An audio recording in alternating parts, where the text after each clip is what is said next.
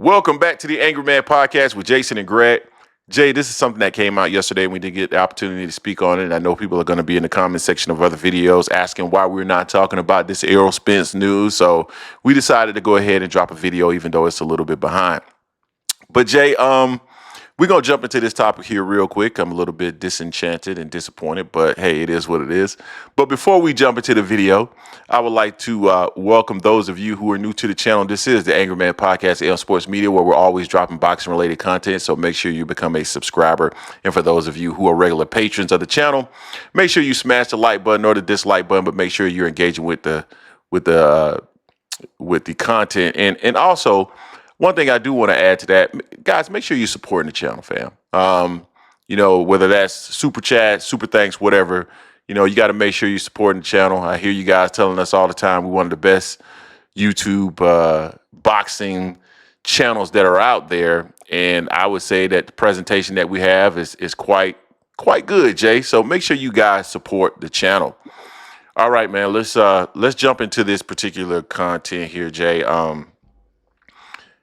I'm going to say, and it always hurts me to say this, but I have to say that I believe the Bud Buddies are right on this one. Oh, man, the fallout since July 2023 has continued. And Jay, I'm going to talk about this a little bit in chronological order, but, the loss happened. It was a devastating loss for those of us who supported Errol Spence.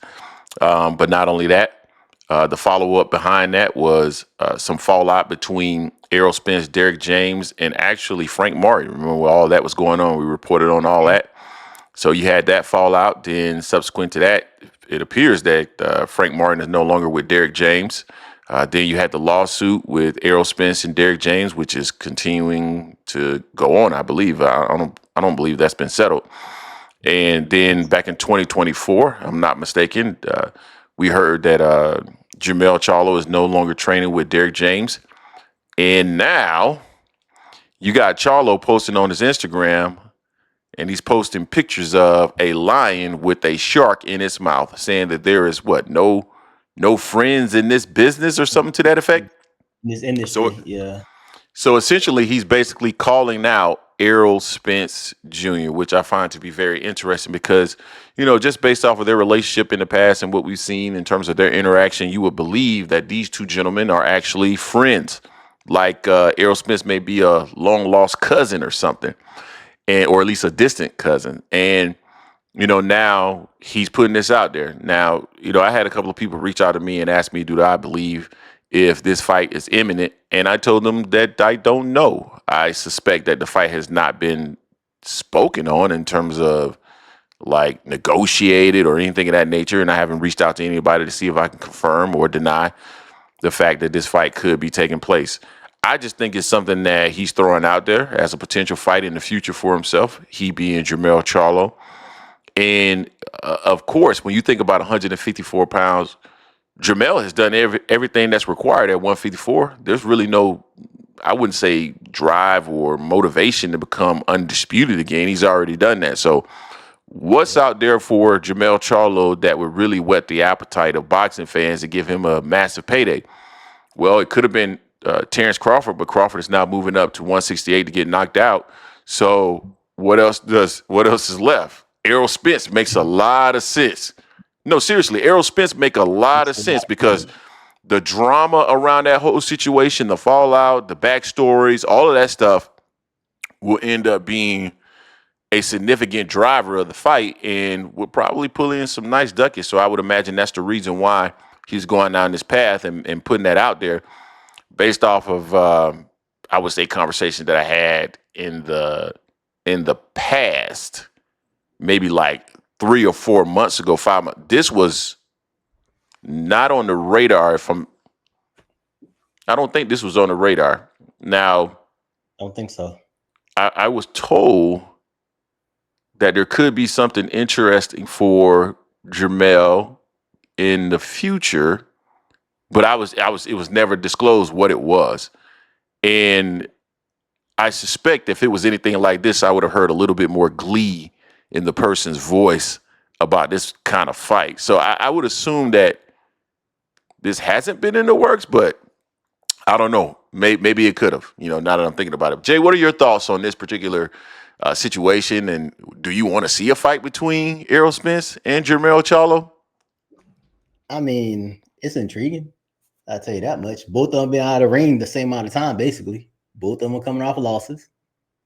So I mean, they both used to train with Derrick James. Now that neither one is trained with Derrick James, to the best of my knowledge, as far as Jermell Charlo. So I mean, I entertain it. A lot of people want to see Spence back anyway. A lot of people want to see Mell back. A lot of meat on the bone at 154 anyway. People didn't want to see Spence coming back to fight Fedor anyway on that too much, because they were worried about Spence not having a tune-up, but we know Spence don't do tune-ups. So Mell ain't a tune-up neither. So I entertain it. I mean, to your point, the backstories be crazy with that. I don't know what caused Mell to post something like that, but it definitely got Twitter going, boxing Twitter going big time. People are like, whoa, what's this? Because people love Spence. Regardless of Mell, they want to see Spence back. If there's going to be a chance for Spence to come back, people are going to go watch. And that's going to sell out like crazy in Texas. Both of them Texas boys. So I mean, and they said beforehand, especially Spence said beforehand, like, hey, they give them the right bag, they'll fight. They'll fight each other. So I mean, is it going to be the same as if they both were, if Spence was undefeated, Mell was still the champion, or anything like that? Nah. But we need something right now. We need some big drama show. Something to go on right now, because it's not much going on in boxing like we thought it would be. So I entertain it. I'll take it. I really don't want to see this fight. I understand the drama associated with it. Honestly, I want to see Errol come back. Brothers fight, and sometimes brothers need to fight. Sometimes brothers fight, and sometimes brothers need to fight. You ever fought your brother? Yeah. Not a fist fight. I lost. He's bigger than me. He's 7 years older than me. I definitely lost. I ain't gonna sit there and cap. I lost. Got dog walked on. Man, for me, I don't want to really see the fight. I would prefer that they not fight. I would prefer for Spence to come back and take a fight where he gets, warmed up and acclimated if he's going to do anything. I mean, Spence has been out of the ring now for over 2 years. Yeah. Mell has been out of the ring now for over 2 years. I think both of them need to take warm-up fights, or no, Mell is right at 2 years, but both of them need to take warm-up fights to get their mojo back, get sharp in the ring so that you can put on an entertaining fight if you were to fight. But my preference would be not to go right back into a fight that's a hard one for either one of these gentlemen. I think they need to get a tune-up in and go from there. You guys tell us what you think in the comment section in regards to this. Don't forget to hate, like, comment, and subscribe. This is the Angry Man Podcast, M Sports Media, and we are out.